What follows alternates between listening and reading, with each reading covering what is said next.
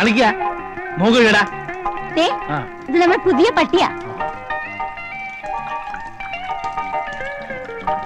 എങ്ങോട്ടാ ഈ പന്നിയെ കൊണ്ട്? പന്നിയൊന്നുമല്ല, പട്ടിയാ. കണ്ണുണ്ടൂടെ? ഞാൻ പട്ടിയോടാ ചോദിച്ചത്. ഭാര്യയാണെന്ന് പറഞ്ഞ എന്തും പറയാനൊന്നും വിചാരിക്കണ്ട. അത് ശരി. ഈ പട്ടി ഉൾപ്പെടെ പലരുടെയും ധാരണ താൻ എന്റെ ഭർത്താവും ഞാൻ തന്റെ ഭാര്യയാണ്. കേട്ടോടാ, ഞാനാ ഭർത്താവ്. ഇവരുടെ പെരുമാറ്റം കേട്ട് തെറ്റിദ്ധരിക്കണ്ട. എനിക്കൊന്നും വേണ്ട, അവനെ ജോലി നോക്കിയാൽ മതി. വലിയ തമാശ കേട്ടതുപോലെ. കണക്കെട്ടി പറ്റി.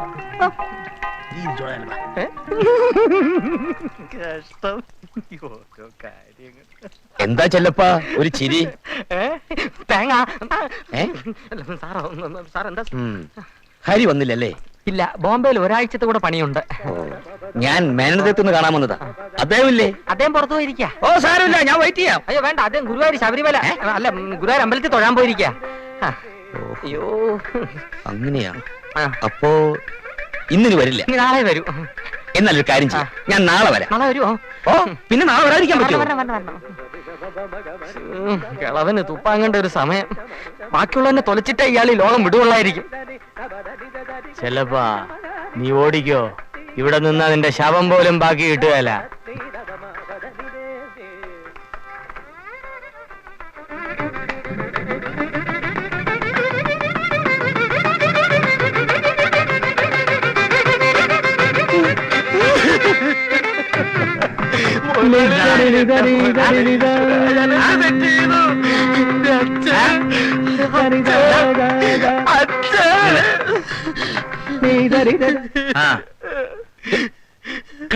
കാര്യം പറ. നിനക്ക് അച്ഛനുണ്ട്, സംഭവിച്ചു. ഇപ്പൊ എന്താ പ്രശ്നം? മരിച്ചു. ഇപ്പൊ ആള് വന്നിരുന്നു. എനിക്ക് മുതലാളി 1000 രൂപ തരണം. ഞാൻ ജോലി ചെയ്ത് തീർത്തോളാം. നീ വിഷമിക്കാതെ. നീ ഒരു മോനിലേ ഉള്ളൂ. അപ്പൊ വേഗം ചെല്ലുക, ഇല്ലേ കാര്യങ്ങളൊക്കെ കുഴപ്പത്തിലാവും. ഞാൻ പോയാലും കുഴപ്പമാകാനുള്ളതെല്ലാം കുഴപ്പമാവും. 1000 രൂപ. ഇതേ അവസാനമായിട്ട് ചോദിക്ക, എനിക്ക് എന്തെങ്കിലും ബിസിനസ് തുടങ്ങാൻ കുറച്ച് കാശ് തരണം. നീ ഇത്രയും കാലം ചോദിച്ചിട്ടും ഒന്നും തന്നില്ലെന്ന് വേണ്ട. 2 രൂപയുണ്ട്, എന്ത് ബിസിനസ് വേണമെങ്കിൽ ചെയ്തു. അച്ഛനെന്താ എന്നെ കളിയാക്കാണോ? നീ എന്താ എന്നെ വിരട്ടിയാണോ? നിനക്ക് ബിസിനസ് ചെയ്ത് മുടിക്കാൻ ഇവിടെ പണമൊന്നും ഇരിപ്പില്ല. അമ്മ ഇതൊന്നും കേൾക്കുന്നില്ലേ? കേട്ടിട്ടെന്താ? എന്റെ കയ്യിലാണ് കാശിരിക്കുന്നത്. ഇന്നലെ തെക്കേ പറമ്പ് വിറ്റ് 1.5 ലക്ഷം രൂപ എടുത്ത് അലമാരി വെച്ച് പൂട്ടിയിട്ടുണ്ട്. എനിക്കൊരു കാഞ്ചീപുരം പട്ടുവാണെന്ന് പറഞ്ഞിട്ട് ഒരു അനക്കവും ഇല്ല. കാഞ്ചീപുരം പട്ട്? നീ കാഞ്ചീപുരം പട്ട് കൊടുത്തോണ്ടാണല്ലോ ഇങ്ങോട്ട് കയറി വന്നത്. ഇനി ഒരു മൈക്കൂടെ വാങ്ങിച്ചു തരാം, നാട് മുഴുവൻ വിളിച്ചു പോവ്. ഇവിടെ 1.5 ലക്ഷം രൂപ ഇരിപ്പുണ്ടെന്ന്. അപ്പൊ ഇവിടെ കാശ് ഇരിപ്പുണ്ടല്ലേ? ആ ഉണ്ട്. എനിക്ക് 50,000 രൂപ ഉടനെ കിട്ടിയേ പറ്റൂ. ഇപ്പൊ സൗകര്യപ്പെടില്ല. പിന്നെ ഞാൻ എന്തോ ചെയ്യും? എനിക്ക് ജീവിക്കണ്ടേ? നിന്നെ പഠിപ്പിച്ചതേ ഒരു നഷ്ടക്കച്ചവടം. ഇനി ഈ വീട്ടിൽ നിന്ന് ഒരു ചില്ലി കാശ് നിനക്ക് വേണ്ടി ചെലവാക്കാനില്ല. നീ വേണമെങ്കിൽ പോയി മോഷ്ടിച്ചോ, ഞാൻ കേസ് പറഞ്ഞോളാം. അഡ്വക്കേറ്റ് ശങ്കുപിള്ളയ്ക്ക് കേസ് പറയാനേ സ്റ്റാമ്പിന്റെ ചെലവേ ഉള്ളൂ. അപ്പൊ എനിക്ക് കാശ് തരൂല അല്ലേ? നിനക്ക് എന്തിനാടാ ഈ ബിസിനസ്? 3 നേരം ആഹാരം കഴിച്ച് കിടന്നാ പോരെ? അതിനെ വേറെ ആളെ നോക്കണം. ഇന്നു മുതൽ ഈ വീട് ഞാനുമായിട്ട് യാതൊരു ബന്ധവുമില്ല. യാതൊരു ബന്ധവുമില്ല. അങ്ങനെയെങ്കിൽ അങ്ങനെ, കാശ് എന്നുള്ള ബന്ധമൊന്നും വേണ്ട. Then good bye. Good bye. Record player എവിടെ ഇരിക്കുന്നത്? ആ അകത്ത് കാണും. ഓ വലിയ പണക്കാരന്റെ പോലെന്ന് തണ്ടായിരിക്കും.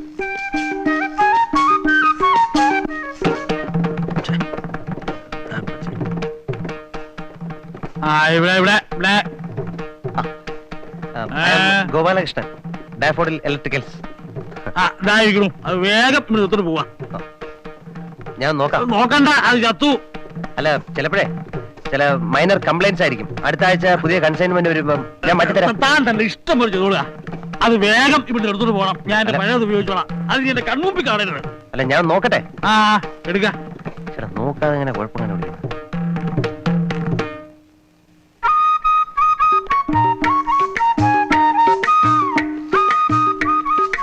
ഞാൻ പോട്ടെ. ഞാൻ പോട്ടെ.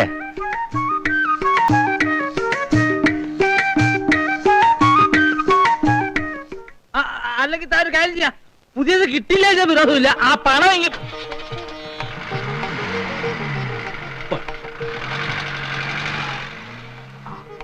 ഇതാണ് പട്ടണത്തിലുള്ളവരെ വിശ്വസിക്കരുത് വിശ്വസിക്കരുത് പറയുന്നത്. ഒക്കെ കളിപ്പാ. നമസ്തേ. നമസ്കാരം. എന്താ?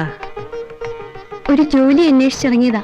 ഇവിടുത്തെ അമ്മയെ കണ്ടാല് ഒരു ജോലി കിട്ടുമെന്ന് കേട്ടു. കൊച്ചിനോട് ആരാ ഇതൊക്കെ പറഞ്ഞു തന്നത്? അവര് വിചാരിച്ചാൽ ഒരു ചുക്ക് നടക്കാൻ പോണില്ല.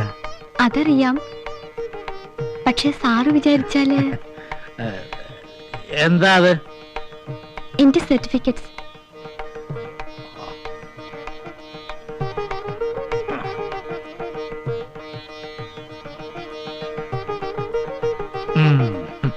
BA-ക്ക് ഫസ്റ്റ് ക്ലാസ് ഉണ്ട് അല്ലേ?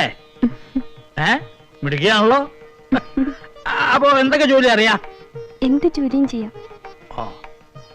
ഇവിടെ ഇപ്പോ ജോലി എന്ന് പറയാൻ ഇപ്പൊ അങ്ങനെ ഇവിടെ പറ്റിയ നോക്കാത്ത ഒരാളെ ആവശ്യമുണ്ട്. BA പാസ്സായ ഒരാളെ ആവശ്യമില്ലല്ലോ.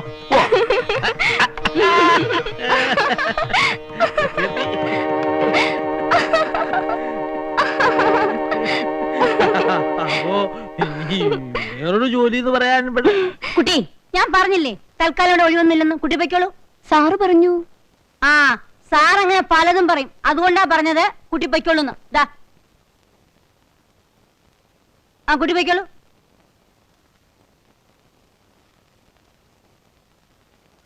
വീട്ടിൽ വരുന്ന ഒരാളോട് ഇങ്ങനെ പെരുമാറുക എവിടുത്തെ മര്യാദയാണോ ഇത്? എനിക്ക് അത്രേ മര്യാദയുള്ളൂ.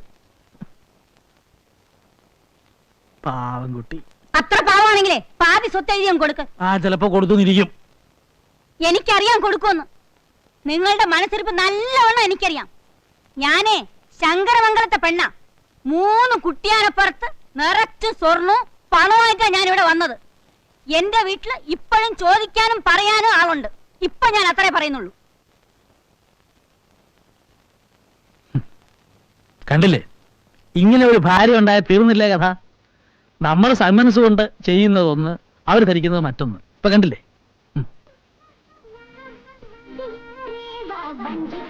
Excuse me. മുതലാളി ഒന്ന് കാണണം. അകത്തുണ്ട്. Thank you.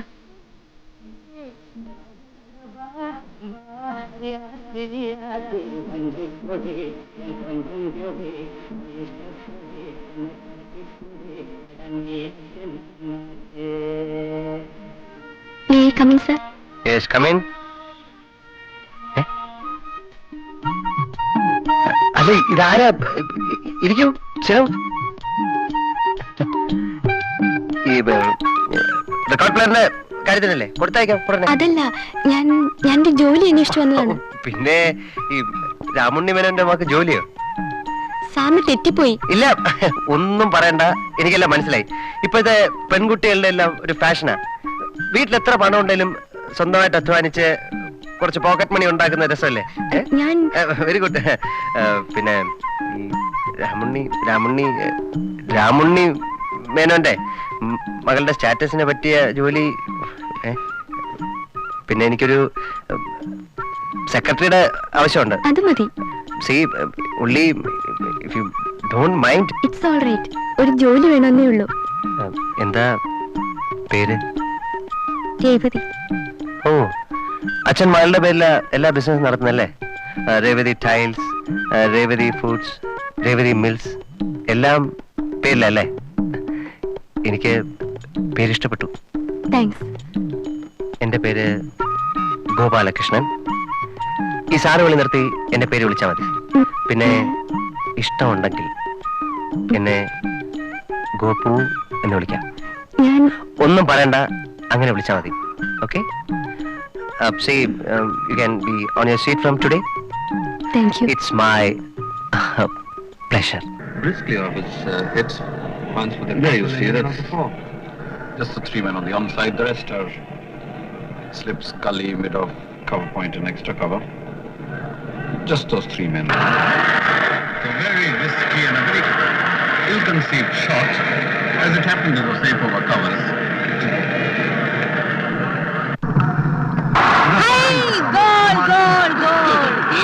ഗോളല്ലേ ചേച്ചി? ഫോറടിച്ചതാ. തല്ലിപ്പൊളി കളി ഒന്നും മനസ്സിലാവുന്നില്ല. നമ്മളെ നാണം പന്തം പറ്റായിരുന്നെങ്കിൽ കാണാൻ എന്ത് രസമായിരുന്നേനെ. അറിഞ്ഞുകൂടെങ്കിലും വെറുതെ കണ്ടുകൊണ്ടിരിക്കണം ചേച്ചി. ഇപ്പൊ പെണ്ണുങ്ങളൊക്കെ ക്രിക്കറ്റ് കാണുന്ന ഒരു ഫാഷനാ. വലിയ സിനിമാ നടികളുടെ വീട്ടിലെ ബർത്ത്ഡേക്ക് കേക്ക് മുറിക്കുന്ന ക്രിക്കറ്റുകാരാ. ആ, അത് പറഞ്ഞപ്പോഴാ ഓർത്തത്. നാളെ എന്റെ ബർത്ത്ഡേയാ. അതെയോ? വലിയ പാർട്ടി കൊടുത്ത് ആ ആഘോഷിക്കണ്ടേ? കൊള്ളാം, തീർച്ചയായിട്ടും വേണം. ഇപ്പൊ ഈ നഗരത്തിൽ അറിയപ്പെടുന്ന ഒരു വ്യക്തിയല്ലേ ചേച്ചി?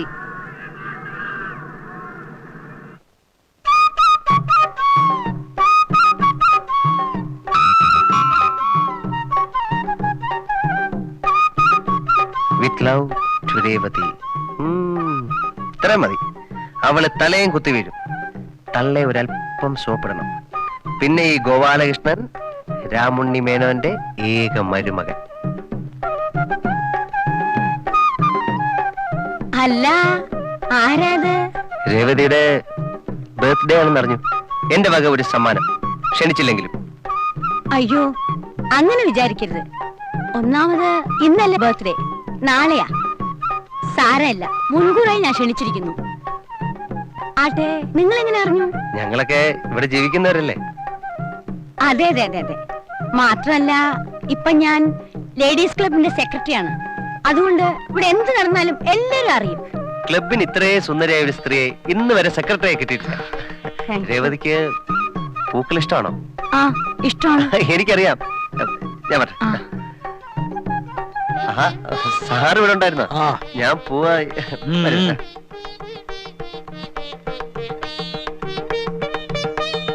ഒരു പൂവാലൻ സ്റ്റൈലിൽ പൂവും കൊണ്ടാണല്ലോ വരവ്.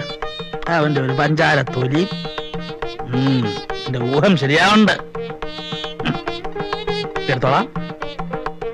Good morning. മോർണിംഗ്. നല്ല ആളാ. ഇന്നലെ ബർത്ത്ഡേ എന്ന് കള്ളം പറഞ്ഞല്ലേ? ശരിക്കും ഇന്നലെ ബർത്ത്ഡേ. ആര് പറഞ്ഞു? ഞാൻ വീട്ടിൽ വന്നിരുന്നു. അമ്മ പറഞ്ഞു എന്നെ പാർട്ടിക്ക് ക്ഷണിച്ചിട്ടുണ്ട്. റിയലി? യെസ്. ഞാൻ കൊണ്ടുവന്ന പൂക്കൾ കിട്ടിയില്ലേ? പൂക്കളോ? അമ്മയുടെ കൈ കൊടുത്തിരുന്നല്ലോ. ഓ, പൂക്കൾ. ഫ്ലവേഴ്സ്. കിട്ടി കിട്ടി. അതിൽ എന്താ എഴുതിയിരുന്നെന്ന് വായിച്ചോ? ഞാൻ വായിച്ചു. എന്നാ പറയൂ, എന്താ എഴുതിയിരുന്നത്? അത് പറയാൻ നാണാണല്ലേ? To Revathi with love, Gopalakrishnan.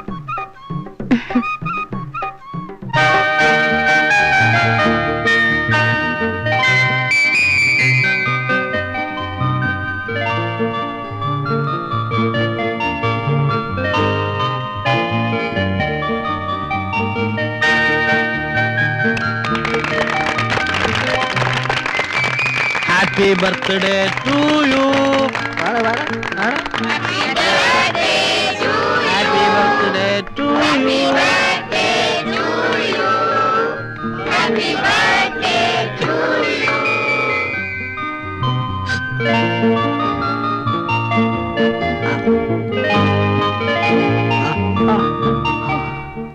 രക്ഷപ്പെട്ടു. കേക്ക് മുറിക്കും മുമ്പെങ്ങാനും വന്നിരുന്നെങ്കിൽ എല്ലാം തുലഞ്ഞേനെ. ഹലോ. ഹലോ ഗോപു, വരൂ, അകത്തേക്ക് പറ്റുള്ളൂ.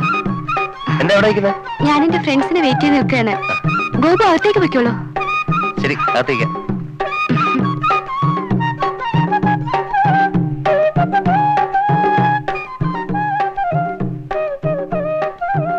അയ്യോ, അച്ഛൻ. ഇവനാ? എന്നെ കണ്ട് ഒളിച്ചതാണ് അവൻ. അപ്പൊ ഞാൻ വിചാരിച്ചത് ശരിയാണ്. ഇവനും അവളും തമ്മില് നമ്മൾ ഈ ആഴ്ചയിലൊരിക്കൽ ഫയലും കണക്കും കെട്ടിപ്പറക്കി മേനോൻ അദ്ദേഹത്തിന് കാണാൻ പോകുന്നതിന് എന്താ ചെലവെന്ന് നിനക്കറിയോ? വണ്ടിക്കൂലി, വള്ളക്കൂലി, യാത്ര ചെലവ് എല്ലാം ചേർന്ന് 100 രൂപയെങ്കിലും ആവും. പിന്നെ പോവാതെ പറ്റൂ? അങ്ങേരെ കണക്കപ്പിള്ളിയും കാര്യസ്ഥനും വക്കീലും ഒക്കെ നിങ്ങളല്ലേ? അങ്ങേര് സിറ്റിയിലോട്ട് വന്ന് താമസിച്ചാൽ നമുക്ക് മാസം 400 രൂപ ലാഭം. നമുക്കൊന്ന് സ്ക്രൂ മുറുക്കി നോക്കാം. ഇനി ബിസിനസ് മുഴുവനും പൊളിഞ്ഞ് 8 ഫാക്ടറി ഒരുമിച്ച് അടച്ചാലും മേനോനദ്യം നടുമുറം വിടില്ല. 400 രൂപ നമുക്ക് ലാഭം കിട്ടിയാൽ 200 രൂപയുടെ ഒരു സാരി ഞാൻ നിനക്ക് മേടിച്ചു തരും.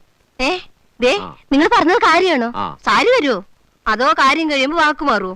എടി മണ്ടി, 12 കാലം ഈ ശങ്കരൻകുട്ടിയുടെ കൂടെ കിടന്നിട്ടും നിനക്ക് എന്നെ വിശ്വാസമായില്ല അല്ലേ? ഇല്ലഞ്ഞിട്ടല്ലേ എടുത്തു ചോദിച്ചത്. കൈയടിച്ച് സത്യം ചെയ്യാമെങ്കിൽ ഞാൻ ഏറ്റു. നിന്റെ അച്ഛനാണ് നിനക്കൊരു സാരി ഞാൻ മേടിച്ചു തരും. ശരി.